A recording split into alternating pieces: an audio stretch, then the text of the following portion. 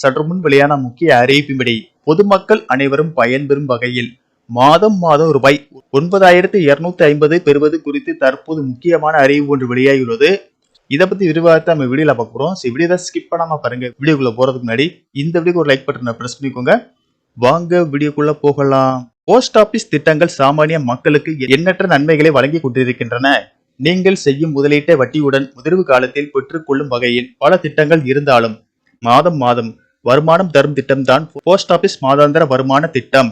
இந்த திட்டத்தில் மாதம் ரூபாய் 9000 வருமானம் பெற எவ்வளவு முதலீடு செய்ய வேண்டும் என்பதை விரிவாக பார்ப்போம்.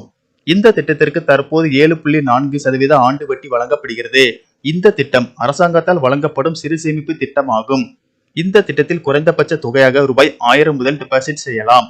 மேலும் அதிகபட்ச வரம்பு ஒரு கணக்கிற்கு 9 லட்சமும் கூட்டு கணக்குகளுக்கு 15 லட்சம் வரையிலும் உங்கள் விருப்பத்தை பொறுத்து முதலீடு செய்யலாம்.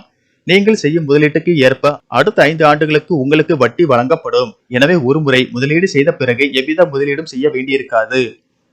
போஸ்ட் ஆபீஸ் மாதாந்திர வருமான திட்டத்தின் முதிர்வு காலம் 5 ஆண்டுகள்.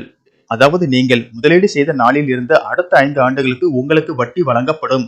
ஒவ்வொரு மாதமும் கணக்கு துவங்கிய நாளில் இருந்து முதிர்வு காலம் வரை வட்டி வருமானம் உங்கள் கணக்கிற்கு செலுத்தப்படும். இந்த திட்டத்திற்கு 80C பிரிவின் கீழ் ஒரு நிதியாண்டிற்கு 1.5 லட்சம் வரையிலான வரி சலுகை கிடைக்கும்.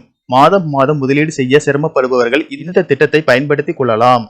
இந்த திட்டத்தில் ரூபாய் 9000 வருமானம் பெற என்ன செய்ய வேண்டும்? போஸ்ட் ஆபீஸ் மாதாந்திர வருமான திட்டத்திற்கு தற்போது 7.4% வட்டி வழங்கப்படுகிறது. அதன்படி இந்த திட்டத்தில் 15 லட்சம் ரூபாயை மொத்தமாக முதலீடு செய்தால் மாதம் ரூபாய் 9250 வருமானமாக பெறலாம். அதாவது அடுத்த 5 ஆண்டுகளுக்கு தொடர்ந்து இந்த திட்டத்தின் வட்டி மூலம் உங்களுக்கு வருமானம் கிடைக்கும்.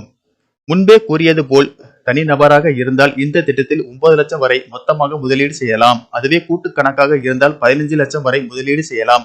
உங்களுடைய முதலீடு அதிகரிக்க உங்களுடைய மாத வருமானமும் அதிகரிக்கும். எனவே ரூபாய் 1000 முதல் ரூபாய் 15 லட்சம் வரை எவ்வளவு தொகை உங்களால் முடியுமோ அதை முதலீடு செய்யலாம்.